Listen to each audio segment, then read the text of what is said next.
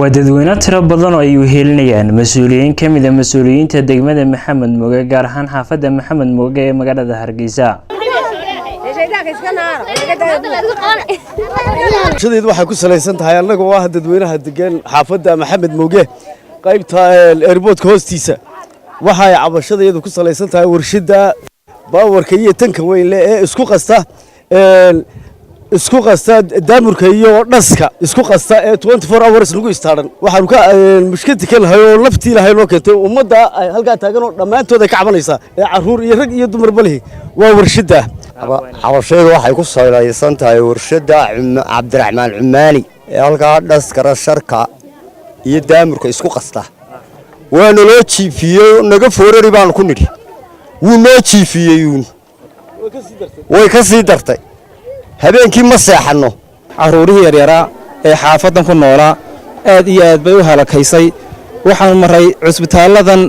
Dr. Cabdiraxmaan Garaad iyo Obolos intuu waxa ay noo cadeeyeen ama ay noo sheegeen in ay dhaskaas ka qaadeen xanuuno kala duwan oo sida Obolos sheegay qaar TB laga helay Garaad oo dhakhtarka caruurta isaga qudhiisu waxa uu noo sheegay maalmihii u dambeysay in warshadan ama laskaga guuro ama xaafadda laga hagaajiyo warshadan u dhib badan ayaa xaafadda ku haysa waxa weeye waqtigii hore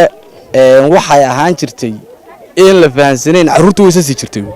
dabeetana wuxuun baan kula waalan caruurta quraan saar masaajidka gee arday quraan ku akhriyade 10 masaajidka uga soo dhig caruurta saasan shawciya marka dhasku soo daato ayaa ciyaalka inta dhaski jidaan naqas ku qabanaya dabeetana way sasayaanu ka cabanaa warshadan Cumaaniga oo isku shiida kala sharceen dhagaxa iyo sibirka oo markaasi habeenkii markay shido markaad guriga joogto horta wuxuu baad iskaga dhex gooshaysaa un daarada iyo guriga habeenkii ma gamayso hurdo ma leedaysid markay warshadaas la istaartay gurigii ay 7 caruur joogeen 3 baa xanuunsanaya cabashadoodan iyo hadalkoodan hadda ayaa salka ku haya ka jawaabista wararka sheegaya in xaafadda in laga joojiyo qiiqii iyo hawada wasakhaysan oo ay xuseen in ilaa hadda aan waxba laga joojin waxaanay dadkaasi sheegaya in laga joojiyay dhibaatadaas ay ugu baaqeen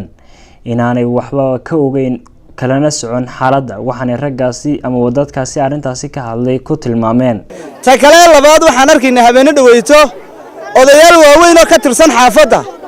oo ilaahay ka dhawaajiyay dadkan cabanaya dad xaafadda degan ma aha waa aqlinimada waxay ku jirtaa tii hore ee khalkhalka amniga damacdaan in dawladda dhan maayirnimo iskugu magacaawdaan khalkhalka hore wadanka geliseen in bawlaalaan idinku jira khalkhalka sidii idinku sii jira islaamada guryaha iska hortaagay waxaanu fariin u direynaa waxaanu leenahay islaamada aayada odayaasha hadlay guryaha iska hortaagay idhaa naga soo galina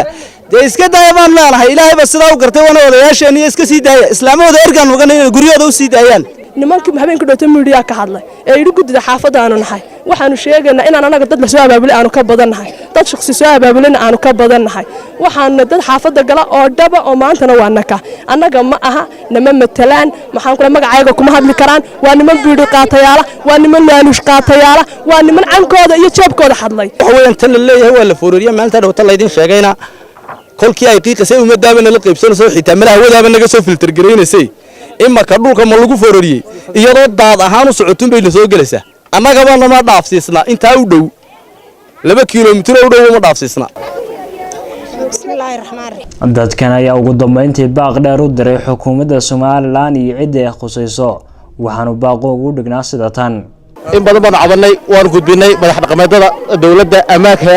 waxa weey waan iska qaadi kareena habeen madow baan gabigiisa lagu kala tuur kareen waxa weey inta waan xaq dhooreynaa xukuumadda iyo sharafta amniga karaamada dalka ayaan xaq dhooreynaa waan iska qaadi kareena maal madow waxaan u sheegaynaa waa cabashadii ugu dambeysay in badan gacanteeda wax kaga qaban doona hadaan wax kaga qabanayn dawladda waxaanu leenahay dawladda madaxweynaha iyo xukuumadda kale ee madaxda ka tirsanba waa cabashadeeda loo dhaga nuglaado oo cabashada waxaanu ka cabanayna hoos loo eego nabadu aan la laalin waxa fiican in markaas cabashadooda la eego oo dadkan de siday magaranaysa runtii gobonimada leh ay u muujiyeen cabashadooda in madaxduna si gobonimo leh iyaduna markaas uga jawaabto ay wararto baaq dheer waxaan ka tirinaa madaxweynaha Jamhuuriyadda Soomaaliland Muuse Biixi Cabdi aan uga tirinaa baaq dheer oo leenahay madaxweynaha naga joojiyo baasha dalka iyo dadka baada ka mas'uul